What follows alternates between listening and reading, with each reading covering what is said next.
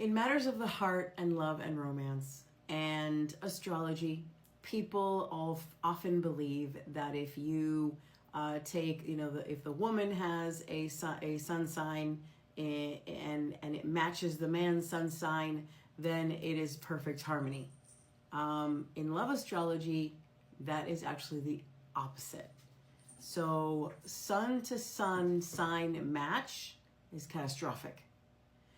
On the other hand, one of the most on the checklist of happiest of soulmate connections, right? The matches made in heaven that have the most harmony, the fairy tale, the beautiful connection. One of the things on that checklist when you're looking for what is called ideal soulmate or happy soulmate, it's really the man's moon will match the woman's sun or her rising or both in some cases, or some, that is really what you're looking for. I mean, that there's a ton of things to check off, and there's tons of combinations and tons of types of couples, and happy versus extremely happy versus the fairy tale versus, there's many combinations. There's electric connections. There's just so many connections within the happy range, super happy range, extremely happy range, and so on and so forth. Sometimes there's couples that are very functional together, not necessarily super happy, but they function. So there's so many combinations. But in the ones that are the ones most sought after on that checklist, one of the first things to check off is the man. One of the things I look for is that the man's moon is the woman's sun or rising. Now, let's say that it's the woman's moon that is the man's rising or sun. Yes, that's also on the list, but it has a different meaning than the other way around. And we'll get into that when we start really dissecting ideal love soulmates, all right? Which I guess I already made a video about it, but some people call that twin flame, but I kind of debunk what that means, and in one of my videos, I'll link it. All right, so I wanted to also say they are drawn to each other at some point. So oftentimes you will find at one point in the love history of the person, at one point a person will be drawn to a sun-to-sun connection, and it will be really disastrous. So if let's call this person Mr. Virgo.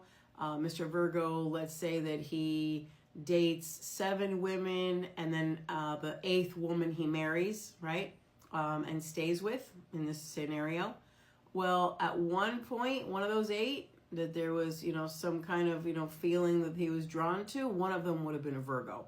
So sun to sun do draw toward each other, but they don't last. And oftentimes, if you want to sum it up in one word, kaboom, really bad. So that's a myth. It becomes a polar opposite, if you want to be exact. Only with the sun. If we're talking about the rising or the moon, that's a different thing. Now, another misconception when analyzing love astrology, what's most commonly looked at when you look at apps or you scan, slide through, or scroll through pop astrology, you're going to see that they look for matching Venus signs, or they'll say, well, if this sign is the opposite of this one, or this one is the neighbor of this one, or this sign is compatible with this one, and if your Venus is here and his Venus is here, that means there's harmony. There is some truth to that, very minimal, but not enough to carry out a real relationship analysis. Not really. There's the ultimate checklist, and then there's some basic things to look for. So when you start analyzing, in other words, that's like when you first start dipping into, think of it like this. When you look at love with astrology, what's written in the stars, and you start analyzing different parts of the chart, it's kind of like a magnifying glass. But think of it like the first time you're going to just use your bare vision. And when you look at your, looking at, love life with your bare vision, you're going to see, okay, their Mars is here, their Mars is here, their Venus is here, their Venus is here. This person, like people try to sort like apples to apples. Let me see what an apple is and where her apple is. Okay, this is an orange here. Let's look for an orange here. So they do that because that's what the brain can handle when they're not deeply knowledgeable about the subject. But then you start learning deeper and you go deeper. So now you're going to bring out a magnifying glass. When the magnifying glass is looking at a love life, you're going to dive very deep into exactly the placements and the communication of the planets, and you're going to understand the layers in between of what you can't see with the bare eye, and that you really have to like magnify. Then you're going to take it a deeper step. Now you're going to bring out a microscope. When you bring out a microscope, you're going to look at love astrology even deeper, and then finally the electric microscope, and you're going to see exactly the pinpoints of what you need to see. So that's how I can explain it in an analogy of how love astrology in the masses, like the way that people mostly dip their toes into the subject. You're going to see it with the bare eyes. So you see a lot of like matching games. This is here, so this is here, and this is in this house, and this person has it in that one. And if their Venus is here, and this means that he's going to understand her. And there is some truth to that, and it is important, and there's a lot of value to that information.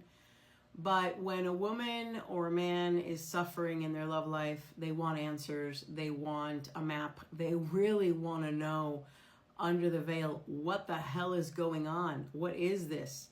That's when you have to go deep. And that's how I can explain the difference between an astrologer practicing astrology and doing a love reading versus a love astrologer that specializes in the subject. It's not the same thing. That's why oftentimes astrologers will specialize in something. I think all astrologers can do pretty much all kinds of readings, but there's going to be skills and talents that one has, and there's going to be this brilliance in some that is in some areas. And, we all can't do everything. We can do everything, but, at the end of the day, there's going to be one special thing that you kind of like a musician, right? You can do any kind of music if you play guitar or piano or percussion or, string, woodwind, whatever. But you're going to have your groove. You're going to have your vocal range, your specific type of music that you play, your signature. And that's with any industry. So love astrology is not so simple. It's not just looking at matching Venus signs, and it's not just looking at star signs, or I should say sun signs that match. It's a lot more than that. All right, so hope this video helps. Again, sign to sign is actually a polar opposite. All right, guys, see you in the next video. Bye. Sorry if it's controversial.